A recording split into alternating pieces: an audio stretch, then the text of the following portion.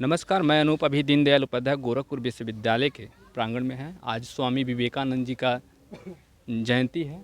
उस पे युवा दिवस के रूप में मनाया जाता है और तमाम युवा और शिक्षक यहाँ उपस्थित हैं। आइए हम बात करते हैं। क्या नाम होगा सर आपका? मैं प्रोफेसर अजय कुमार शुक्ला हूँ। दीनदयाल उपाध्याय गोरखपुर विश्वविद्यालय गोरखपुर के अंग्रेजी विभाग का अध्यक्ष हूँ और मैं गोरखपुर के नगर निगम का ब्रांड एम्बेसडर भी हूँ। आज के इस राष्ट्रीय युवा दिवस के अवसर पर आप सभी को मैं अपनी शुभकामनाएं देता हूँ।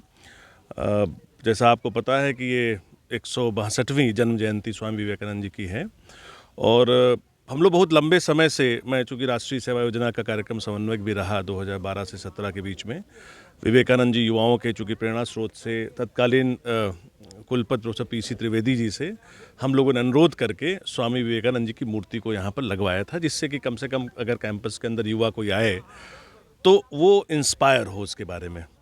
विवेकानंद जी के बारे में जैसे जो एक कोट बार बार आता है, मुझे लगता है सभी युवाओं को उसको सीखना भी चाहिए। वो कहते थे, उत्तिष्ठत जागृति प्राप्य वरा निबोधत। उठो जागो और तब तक संघर्ष करो जब तक लक्ष्य की प्राप्ति न हो जाए। और लक्ष्य पर उनका ये था फोकस कि आप एक टारगेट बना करके चलें और उसको किसी भी तरीके से अचीव करें।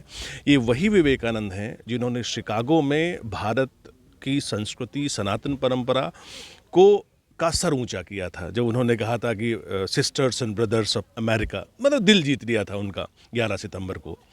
आज उनकी जन्म जयंती है।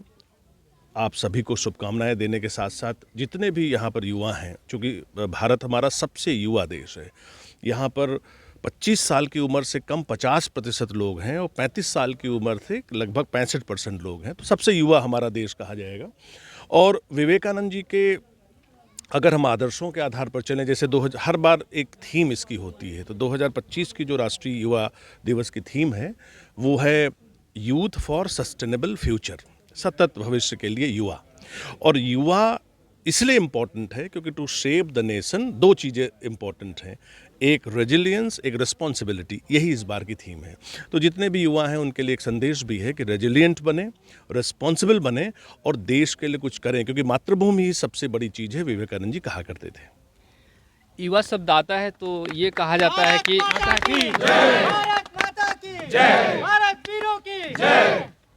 युवा शब्द आता है तो ये कहा जाता है कि युवाओं को राजनीतिक में भागीदारी लेनी चाहिए। जब ये शब्द आता है तो एक तरफ से युवाओं के ये भी देखा जाता है, जब अपने हक के लिए कोई भी युवा अगर मतलब लड़ाई करता है तो उसे कहा जाता है तुम राजनीतिक मत करो। तो इस शब्द को आप कैसे देखना चाहिएगा? देखिए, पहली बात तो युवा शब्द अपने आप में बहुत पावरफुल है। माननीय प्रधानमंत्री 2014 में जब उन्होंने चुनाव की शुरुआत की थी तो सबसे पहले उन्होंने युवा को ही फोकस किया था। और मैं ये मानता हूँ कि जो युवा शब्द है बहुत पावरफुल है, क्योंकि युवा को आप दूसरी तरफ से अगर देखें तो वायु आता है, उसके अंदर वायु का प्रभाव होता है, वो किसी भी देश की दिशा और दशा को बदल सकता है। लेकिन बात केवल यही होती है कि युवाओं को सही हाथों में होना चाहिए। जैसे युवाओं के बारे में एक जगह लिखा हुआ था कि बीज बो दो, फूल बनकर चमन को बहार देंगे, और ये तो सब युवा हैं, इनको सही दिशा दो, देश को संवार देंगे। तो मुझे लगता है देश को संवारने का काम मतलब युवा करता है और युवा देश के कर्णधार होते हैं। और सही, इसलिए मैं शिक्षक हूँ, मैं लगातार यही चीज़ कहता हूँ कि शिक्षक को युवाओं को सही डायरेक्शन में लेकर के तो चलना ये बताइए, स्वामी विवेकानंद जी के बारे में आपको मतलब कैसे प्रेरणा मिलता है कि स्वामी विवेकानंद जी जो है उनके जैसा काम करना चाहिए युवाओं को, और क्या युवा ऐसा कर रहे हैं कि नहीं? देखिए, सबसे पहले तो मैं आज इस 12 जनवरी पर स्वामी विवेकानंद जी की जयंती की शब्द को, युवा का उल्टा होता है वायु।